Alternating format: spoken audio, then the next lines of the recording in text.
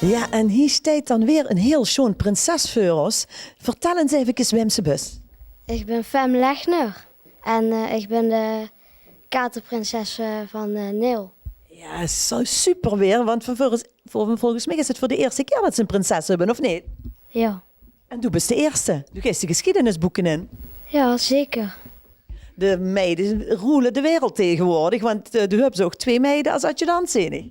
Ook nog in de jong, maar die is er net bij. Oké, dat is de volgende keer erbij dan, zeg maar, ja. En hebben ze een prachtige scepter in de hand. Laat hem eens zien. Ja, Dat is een kater, of niet? dat is een kater. Ja. En een zware scepter. Nee. Nee, valt met. En de witse ze er goed op moest letten? Ja, Ja hoor. Ja. Vier ze lang carnaval? heel lang. Heel lang, ja. Die leven lang al. Ja. En wie oud best ze?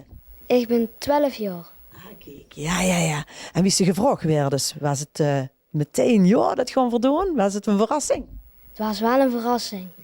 Wim had dat gedacht, een prinses bij de katers. Ja. Weer de hoogtijd, zou ik zo zeggen. Wim heb ze neven dicht staan. Jolijn en Saar. En wat zien die van die? Hele goede vriendinnen. Kijk, Sar, wie was dat om gevraagd te worden als adjudant? Ja, superleuk. Ja. En we gaan een topfeestje boeien.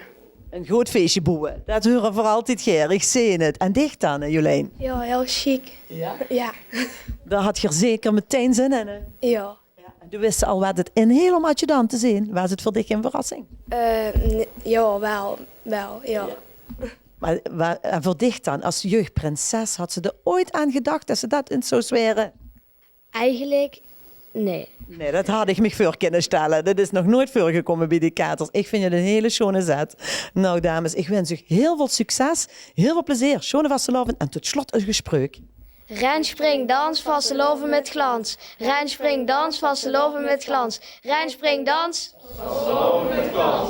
Dit programma wordt mede mogelijk gemaakt door de horecadiensten van Cox & Co. Happy to serve you sinds 1926.